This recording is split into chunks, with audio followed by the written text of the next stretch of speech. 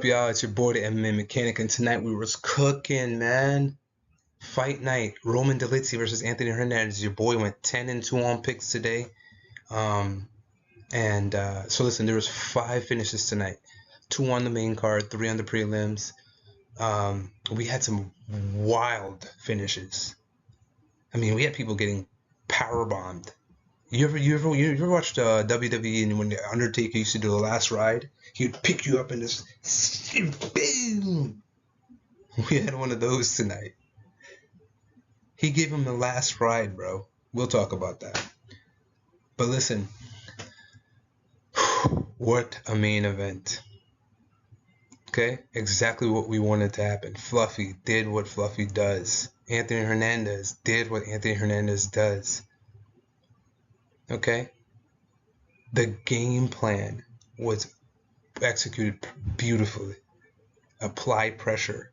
And if the fight got to the ground, we're not going to engage early at least. We're not going to engage in Roman Dolidze's guard. Right? We're going to get the fight back up to the feet. We're going to crack him with hard 1-2s, relentless pressure, hard elbows in the clinch. We're going to level change. We're going to beat up his legs. We take him down, or the fight goes to the ground. We get back up, right? There's a couple times when Roman Dolidze, he made it interesting. When he had his leg a couple times. There were moments where he had his leg, but Anthony Hernandez wasn't having it. We're not gonna do that. We have a game plan tonight. You feel me? We're gonna get back up to the feet. We're gonna beat your face in. We're gonna land hard elbows. We're gonna hit you with leg kicks. And rinse and repeat. Every single time the fight got to the ground, he would get back up, pull his leg right out of whatever Roman was trying to do, beat him up. The fight gets back to the ground. He was 3 for 3 on takedowns tonight. Changing levels, mixing up the wrestling. He made Roman Dolidze his bitch, man. Look, in the 3rd and 4th round, he had a leg ride and crossbody control. So he was holding his leg, had the leg ride, and was just riding him. At one point, Dolidze was on all fours. His knees were on Roman Dolidze's calves, raining down punches from behind. Just made him his bitch. Roman Dolidze looked helpless, like he never grappled before, and that's what we were afraid of. But again, the game plan was genius. We're not gonna dive into your guard, or we're not gonna go on the floor with you when you're fresh and no, we're gonna wear you down. We're gonna beat you up on the feet, and when you show any sign of fading, we're gonna up the ante. We're gonna beat the shit out of you. Anthony Hernandez, boy, like I said in my prediction video, he's becoming a fan favorite. He's becoming a fan favorite. He strangled Roman Dolidze out cold, threw him on the ground, and looked at him, walked off. Just nasty. No care in the world. I don't care if you're okay. Just filthy, man. So listen, Anthony Hernandez is going to be a problem. I think we give him the loser of not the Nasruddin versus Cabrajo fight, because whoever wins that fight is next in line for the belt. We give Reina de Ritter the loser of DDP versus Hamzat, and now we have some excitement, baby. Now we have some excitement. Middleweight is exciting. This is the best middleweight's ever looked. We needed Anthony Hernandez to win tonight. You feel me? So I think that with him winning, again, like I said, the excitement's back in the division. I do think that I can't wait to see what's next for him. You know, the Nasruddin and Cabrajo fight's coming up soon. So hopefully, we'll see how that fight goes. If it's not too much of a war, let's get him back in there soon. Early next year, late this year, December card or something like that. But Anthony Hernandez, I said it, man. Guy has fully capable of winning a belt. Fully capable of winning the belt. Because we saw improvements tonight. He was letting those hands go. His striking improved. The grappling, the game plan was executed beautifully, masterful. So we got this one right tonight. We hit this one dead on the money. I did say either a fourth round finish. I did call fourth round finish, and he strangled him out cold with the rear naked choke in the fourth round. Exactly what we called. Excited to see what's next for Anthony Hernandez, man. Dominant victory, domination. This is Marab of middleweight. The Marab of middleweight. You understand? So, he took some shots. We've seen Anthony Hernandez hurt, and Michel Pereira hurt him. Kevin Holland. We've seen Anthony Hernandez hurt, before in fights, and he came out and he weathered this. He took everything that Dolidze had early. Dolidze did land some shots, and he just marched through and with relentless abandon and just imposed his will, imposed his game plan. Would not be deterred tonight. So, can't wait to see what's next. Hopefully it happens soon. On to the next. We got the W for Anthony Hernandez, baby. This one I wanted to call robbery so bad, man. Because, Ode is Jamaican, man. I see when Ode they give one frig thump in them face and just drop on the ground and say, oh, and Ode just come over and start raining some thump on him face and what go on and say, yo, the thing mad. But then I was freaking out, man, because I thought he was gonna finish him. Okay, when he dropped him, right? He drops him, man, and Erceg's like just scrambling, holding on for dear life. And I'm like, please, this ref, just stop the fight, ref, please. And then, of course, Erceg survives until the second round. Erceg in the second and third comes out, uses a grappling heavy approach, and finishes the fight by wrestling. It's a boring decision after. I mean, the second round, Ode did clip him as well, but it just very sad to see. I wanted Ode to pull it off. Ode looked fast in the first round, man. He's very fast. It's a little surprising that he's 13-9, but he's 1-4 in his last 5, I think. As you can see, the wind got taken out of my sails. You saw the switch in mood there just now. All right, so Iasmin Licindo gets a 30-27, 30-27, 29-28 unanimous decision victory versus Angela Hill. She was just stronger. She was physically bigger. She took Angela Hill down, had top pressure on over Angela, landed good leg kicks.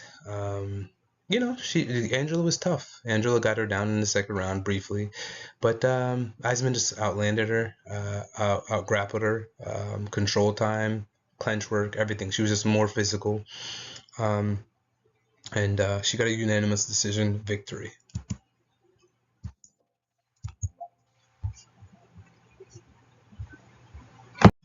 For this side, we had Andre Fili versus Christian Rodriguez. Andre Fili had a split decision. 29-28, 29-28, or sorry, 29-28, 28-29, 30-27. A split decision victory for Andre Fili. He was this ranger. he used his length to win the fight. He was hard to take down. Christian Rodriguez did get a couple takedowns, but he kept Christian Rodriguez at distance, and he would counter. When Christian would try and come in, he would catch him with a check left hook. He would catch him with a hook. He would use the jab to keep him at range.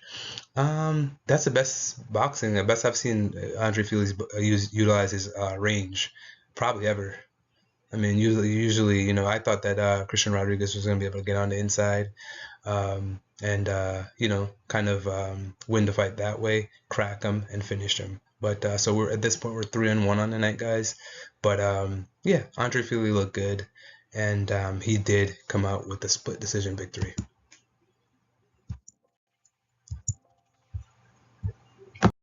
So Miles Johns versus Jean Matsumoto. As I said, I'm high on Jean Matsumoto, guys. He came out with a 29-28, 28-29, 29-28 split decision victory. I thought that Miles John looked very good early. He had a clear game plan to pressure Jean Matsumoto, to throw a lot of volume against Jean Matsumoto. We know that Miles John historically has struggled with volume, output. Right, he throws that one looping overhand, and that's pretty much it. Now, the first round, he was mixing combinations together throughout the fight. Really, I'll give it to him. He threw much more in this fight than I thought he would, but I do think that outside of the first round, he was landing more. He threw combinations more. He got a nice takedown. I do think that outside of that, Jean Matsumoto was able to kind of just dissect it. You know, he started to pick up the volume in the second and third. He started landing hard leg kicks. He started stuffing takedowns. He started piecing combinations together up top and level change into a leg kick. So he would land a 1-2 up top right into a leg kick. That's one of the combinations that I mentioned in my prediction video that he loves to do, and he utilized that to great effect in this fight. He was landing nice body kicks. Yeah, I mean, Miles Johns was game tonight, though. This was a decent fight. It's a decent scrap back and forth. He was not bullied like I thought he was going to get. Yeah, Jean Matsumoto looked good. Again, you know, the thing about Jean Matsumoto is I am high on Jean Matsumoto. I think he has potential. He's 25. I do think he has to work on that defense, that striking defense. Miles Johns shouldn't be hitting you as much as he did tonight, and he did. So I do think that Jean Matsumoto needs to work on that striking defense, and he has a very high ceiling, in my opinion, if he does that. Because you know, he's not the most powerful guy too, so he's gonna have to rely on good technique, good defense to kind of carry him through fights. You know, because you know, I don't want to see him run into a power puncher and you know, have to be getting hit over and over again. And we saw this versus Rob Font. If Rob Font was a more powerful striker, he probably would have finished Jean Matsumoto with the amount of shots that he was landing. So I do want to see Jean Matsumoto go back to the drawing board, work on that striking defense, and I think he could be a problem. I don't know how far he's going to get now. Now that I'm thinking about it, is just I don't know how far he's going to get because he does not hit too hard. His wrestling is good, but not great. You know, so he's going to have to either get elite level defense, striking defense, because he does have good takedown defense. I mean, he has a mean guillotine. He threatened the guillotine several times in this fight. So that's probably going to be where he gets his finishes in the submission realm. But the power is not there. The striking defense is not there. I am still optimistic on him, though. But he does need to go back and work on those things. Jean Matsumoto with the win. Eryk Anders versus Christian Leroy Duncan. Outside of the two fouls, Eryk Anders looked lost. The speed of CLD was a problem for him. Now, obviously, the groin strike and the eye poke were a problem. Eryk Anders did get the takedown. CLD did work his way back up, and he did land a spinning back fist to knock Eryk Anders into oblivion. It was crazy. Very beautiful technique, very beautiful timing on the spinning that back elbow, and he cracked Eryk Anders, put him away. With this fight now we won, so now we are 4-1 on the night. 4-1 on the night. CLD, baby. On to the next one, Julius Walker versus Rafael Cachoeira. Now Rafael Cachoeira hurt Julius Walker early in this fight with a 1-2 combination. He hurt him badly. Now, before we go on, unanimous decision victory for Julius Walker, 30-27, 30-27, 30-28. Yeah, Walker went in for Walker was as soon as he got hurt, he grabbed Rafael Cachoeira, started landing nice knees in the middle, to the body. He did not want to stand with Cerquiera. Cerquiera hurt him badly. Immediately to the fight, he felt his power, and he knew what the game plan was after that. He was pushing a hard pace. He wanted to get the fight to the ground. He was forcing takedowns. There was a sequence in the second round where he actually cracked Cerquiera, hurt him bad. And because he was so afraid of striking, he immediately tried to go take the fight to the ground, where he had a chance to potentially knock out Cerquiera, in my opinion. I think that in the third round, both men hurt each other badly. I think Cerquiera was hurt at least twice in that round. Julius Walker got stung bad in that round. But Julius Walker takes the fight to the ground. And he attempts a guillotine, but Walker, wait, that was sorry. So Cerquiera gets hurt, and he tried to get a guillotine when Walker shot in, and Walker utilized that to stay on top, finish out the round, landed some ground and pound, but didn't finish the fight like I thought he would. I thought he was gonna get a first round KO, because we've seen Rafael Cachoeira finish in his first two fights of his UFC career. He's now 0-3. This is not a good look. Curious to see what the UFC does with them, because he did look good in moments. But yeah, I don't know. I just think that both men lost their last fights, and Julius Walker came out the hungry guy. He did what he needed to do to get the W, and that's all that mattered. So Julius Walker with the unanimous decision victory. We are at this point, I think, 4-1. Elijah's. This was crazy. Toshiomi Kazama comes out. Now, this was a first round finish, like I said. I said that Elijah Smith would knock out Toshiomi Kazama in the first round. He did that, but the way he did it, right? So immediately into the fight, Kazama shoots in on a takedown or grabs the leg. The fight goes to the ground. Kazama's attacking his leg. Kazama is attacking the armbar. He has the armbar locked in. I think the sequence went. He transitioned into a position to where he had Kazama had Elijah Smith in a triangle. Elijah Smith picks him up off the ground, and I think this was worse than the Rampage Jackson powerbomb. I mean, powerbombs him. Kazama was out for 2 commercial breaks. Literally was not moving for 2 commercial breaks. Completely knocked out. Bad. Brutal, devastating knockout. Elijah Smith is a problem, man. Strong for bantamweight. Strong. Very, very strong. Athletic. For you to pick somebody up like that's attempting a submission hold, and slam them and knock them out that way, is next level, man. Elijah Smith has a high ceiling, very high ceiling. I can't wait to see how that works out for him. I'm very curious. I'm actually gonna do my what's next video. I'm very, very curious of what we could see from him next, but this is a guy that we need to get behind and get pushed. I do want to see him test. I knew Kazama wasn't going to be a problem for him. Toshiomi is just has zero training, and he's been knocked out in 3 of his first 4 fights. He's another fighter that's just not. I don't know if he's UFC caliber, to be honest, but Elijah Smith definitely is, and Elijah Smith, I believe, is going to be a problem in this division moving forward. So we got this one right. We're now what is that? 6-1, 5-1. All right. So Joselyn Edwards versus Pricisla Cachoeira. Now we got this one right as well. I said that Joselyn Edwards would get a second round submission.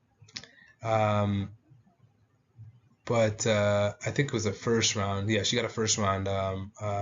First round knockout in this fight. So they get into basically the fight starts. Jocelyn Edwards respects Cachoeira's power, immediately shoots in on a takedown on a single leg. Cachoeira shrugs her off, and they're now fighting. Cachoeira's backing Edwards up, and I'm worried at this point because I know Cachoeira has some power. But they get into a firefight, and Jocelyn Edwards lands a clean right hook. Puts down Pricisla Cachoeira bad in the first round. I do think that's 2 straight KOs for Jocelyn Edwards. I'd have to go back and look, but I do think that's 2 for her now. And she wins. That's 2 impressive victories. I think 3 straight finishes. She had a rear naked choke and two TKOs in her last 3 victories. So she's looking pretty good. In my what's next video last week that I made, I said that she should fight Nora Canole. I do think that's the next step for her. She's ranked number 14. I think Nora Canole is still in the top 15, just outside the top 10. So I think that'd be a nice fight to see her, nice challenge for her next, and then we get her maybe a top 10 opponent. So W for Jocelyn Edwards. At this point, I think we're 7-1. Gilbert Urbina versus Uros. Now this fight had me scared. Gilbert Urbina drops Uros immediately into this fight. Immediately into the fight, he drops him, and I'm like terrified because I'm like, or Gilbert Urbina, I'm just not high on, and so if he would have won this fight, I would have been very, very surprised. Uros gets up, recuperates, recovers, gets up and lands a straight right down the middle, like almost like 30 seconds after, puts him away badly. So we were right on this one. I did say first round TKO, so we got this one spot on. Uros for the dub. At this point, we are now 8-1. Gabriela Fernandez versus Julius Stoliarenko. Now this one, Gabriela got a decision victory. She lands hard head kicks. She's landing hard body kicks. Exactly what I said she would do. I thought she was gonna get the finish in this fight. She could have got the finish in the second round because she stung Julija, but she just she was content to just win the fight, and you saw that in the third round. She wasn't pressing the action. She didn't do anything significant to try and get the finish. She stuffed all the takedowns though. Because of the fear of the armbar, obviously from Julija Stoliarenko, but Julija is 11-10, man. I don't understand how she's in the UFC. Like she's now 2-5 in the UFC. It's crazy. Armbar lady. Anyways, we got this one right. Gabriela Fernandez with the W. We are now at this point. We're 10-1 at this point. Yeah, 10-1 at this point. So this fight was a controversial fight where a lot of people thought that Cody Brundage was robbed. So the scorecards read 27-30, 29-28, 29-28 for Eryk Makhaniko. It was an extremely close fight. I thought that if you look at the fight, I think the judges gave Makhaniko the win on pressure. I don't agree with that. I do think Brundage won. I think Brundage landed the harder shots. Makhaniko clearly wins the first round. He rocked Brundage's bad. But Brundage recovers, gets the takedown. Makhaniko just landed the 2 more damaging strikes in the first round. 2 judges gave it for Makhaniko. 1 judge gave it to Brundage, and Lee. He gave all 3 rounds to Brundage. He gave Brundage a 30-27, which is kind of crazy. It's wild, actually. I don't know how you get 30-27 from that, but I do think Cody Brundage won. The second round is back and forth. Makhaniko pressed forward with elbows, but Brundage lands a nasty elbow of his own and secured a takedown. Again, cartilage in weeks. Judges cartilage in weeks gives Makhaniko the round, and Lee gave Brundage a round. Third round comes, mechanical control, much of the round just by walking Brundage down, but and landing some strikes, but nothing too significant. I thought that Brundage landed the better strikes in that round. Again, the same thing. Judge Cartilage in weeks gives Monaco the round, and Judge Lee gives Brundage the round. Yeah, this one was it depends on if you were looking at it on who had the more control time, the pressure, who was pushing forward. But if you want to, but I looked at who landed the more significant strikes. I thought that Brundage did, and I thought that he won this fight. Guys, that is all we got tonight. It's your boy, the MMA Mechanic. Please subscribe, share, like, hit the bell icon, comment, etc., etc. I'd love to hear your thoughts. Until next time.